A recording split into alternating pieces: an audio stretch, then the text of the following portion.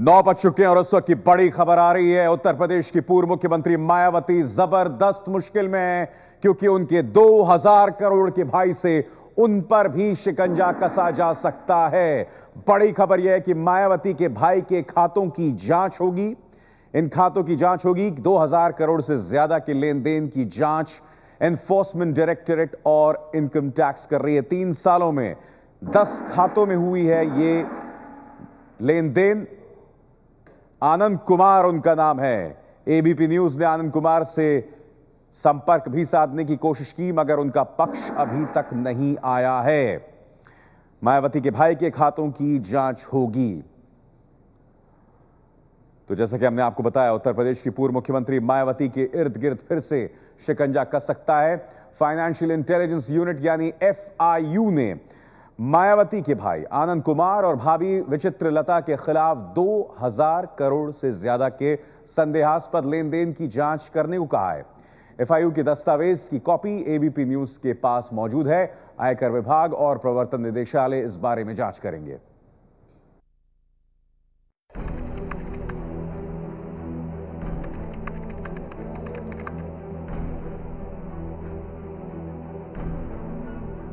आनंद कुमार नोएडा के सेक्टर 44 के B182 number के इस शानदार बंगले में रहते हैं।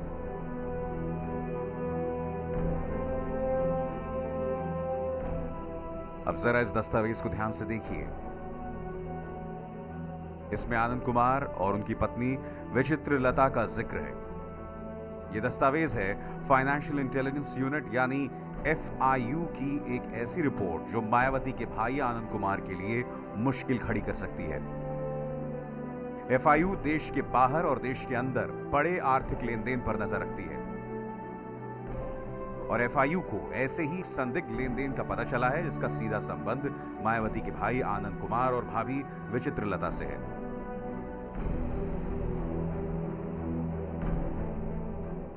एफआईयू को जांच के दौरान आनंद कुमार और विचित्र लता की company DLA infrastructure private limited से जुड़े 10 बैंक खातों की जानकारी मिली है। एफआईयू को जांच में पता चला है कि इन खातों में कुछ ऐसी डील हुई है जो संदिग्ध है और जिसकी गहराई से जांच की जरूरत है। एफआईयू रिपोर्ट की कॉपी एबीपी न्यूज के पास मौजूद है। एफआईयू दस्तावेजों के मुताबिक इन बैंक खातों में जनवरी 2011 से सितंबर 2014 के बीच 2150 करोड़ रुपए जमा कराए गए। एफआईयू को आरंभिक जांच के दौरान पता चला है कि इनमें से ज्यादातर लेन देन चेकों के जरिए हुआ। एफआईयू को शक है कि इस लेन देन में भारी गड़बड़ियां हुई हैं।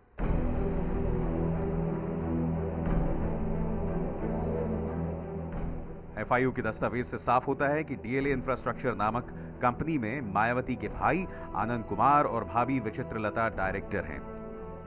रिपोर्ट के मुताबिक 3 साल की लेन देन के दौरान इन 10 खातों में 2150 करोड़ रुपए जमा कराए गए, जबकि 2165 करोड़ रुपए निकाले गए।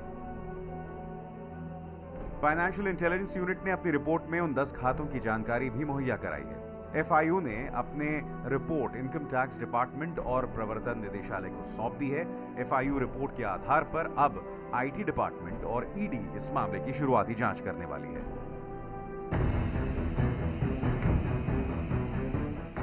सूत्रों का कहना है कि जांच के दौरान यह पता लगाया जाएगा कि इस खाते में पैसा कहां से और किस मकसद के लिए आया। साथ ही इस बात का भी पता लगाया जाएगा कि अकाउंट में आर्थिक लेन देन का संबंध कहीं बीएसपी सुप्रीमो मायावती से तो नहीं है। साल 2011 में उत्तर प्रदेश की मुख्यमंत्री मायावती थीं और तभी से इन बैंक खातों को संदेहास्पद माना गया है। सूत्रों का कहना है कि इस मामले की जांच की आंच मायावती तक भी पहुंच सकती है। इसके पहले भी मायावती पर आनंद कुमार को फायदा पहुंचाने के आरोप लगते रहे हैं।